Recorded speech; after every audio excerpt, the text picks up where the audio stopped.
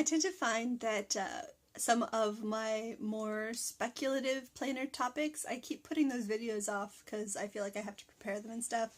But I'm just going to kind of wing this one and see what comes out. I've been giving a lot of thought kind of lately to what bullet journaling even is. That's the baby. She's playing on the floor. The writer Carol's book is coming out, and I think that's probably getting people like more interested in his basic system again. At least I would hope so, because I've always firmly believed that the decorative aspects that a lot of people tend to associate with the term bullet journaling are just personal, like, preference, that it's something that's on top of the bullet journal system and is in no way intrinsic to it. I did the minimalist BuJo challenge back in September of last year.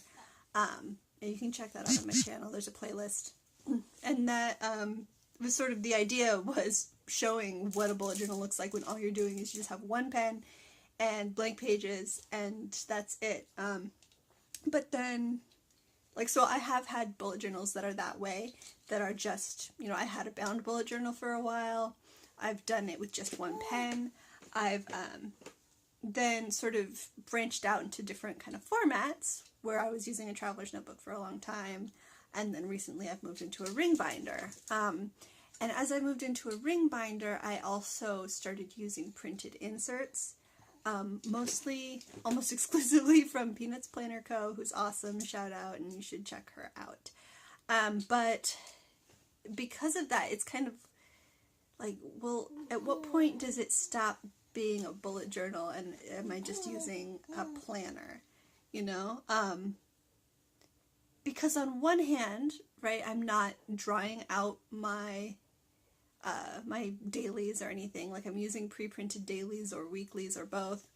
I have my months pre-printed. I do project pages and, you know, collections, I guess. They're still collections on like pre-printed, just grid paper and lined paper. So that's still, I guess, pretty bullet journal-y. So on the one hand, like, it's pre-printed, I'm not doing it myself. So does that mean that it's a pre-printed planner? Because on the other hand, I'm picking out which inserts I'm using for each individual day. You know, just this week I switched to a weekly format instead of using dailies. But the week before that I was using dailies. You know, I can switch it up. I'm just using blank grid paper for my projects and stuff. You know, and still designing some layouts for certain trackers and things that I want, and that I don't want to, like, I don't want to have to use, well, for one thing, I don't want to have to, like, purchase a PDF of a collection that I'm only going to use for one purpose. I'd rather do something, you know, if I'm going to buy it and print it, I want to be able to use it for multiple things. So if it's just one thing, I might just design it myself with a pen. That's a tangent, though. I guess the point is what I'm doing still a bullet journal?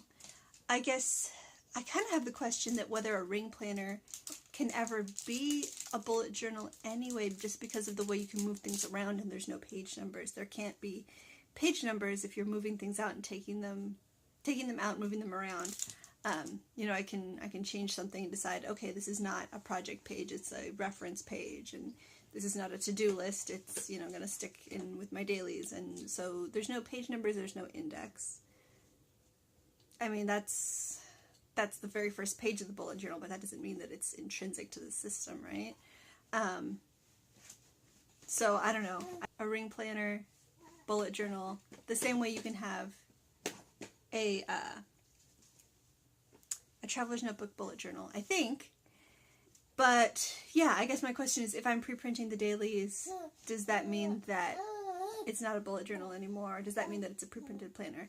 Because I think what people mean when they say pre-printed planner, which is a mouthful, and I don't even know if that's the term, is things that come as a system.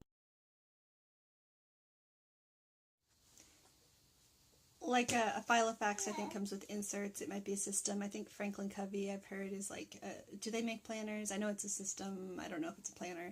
But like an Erin Condren, say, right? Like it's bound, whatever, but it's like, it comes with its weeklies, it comes with a finite number of pages, you know, it has some project planning things and to-do lists and shopping lists and whatever that you want that's in there, but like, you either use what's in there or you don't, but like, you can't add stuff to it that's not part of the system, right? So in that way, I think I was starting to think that what I'm using is not a bullet journal, and I've started to call it a planner instead. But now, just sitting here talking to myself in a room, I am actually starting to think that I am still comfortable calling what I have a bullet journal. I'm sure that some people would disagree, just because I've pre-printed a lot of stuff, but I think the fact that it's modular, right? Can we use that term? It's like modular, that I can take, you know, different things I want. I can rearrange it, like I can revamp my system on the fly and just sort of create it myself instead of using somebody else's organizational ideas, strategies, paradigms. I think the do-it-yourself aspect is what I'm going to say matters. And so therefore, I am still comfortable calling my planner a bullet journal. By the way, here it is, the ring planner. I'm in a pocket size, which I kind of like a lot. And there are other videos on my channel about that. So if you're new, hi, welcome. Don't forget to subscribe. There may have been some technical difficulties early in the video because I've been taking a lot of pictures of the baby and videos of the baby trying to roll over, and so I ran out of space on my phone. I had to clear that up. So if anything weird happened in the video, that's why, and I'm sorry. But I will see you guys in the next video on Sunday. Until then, have a good one.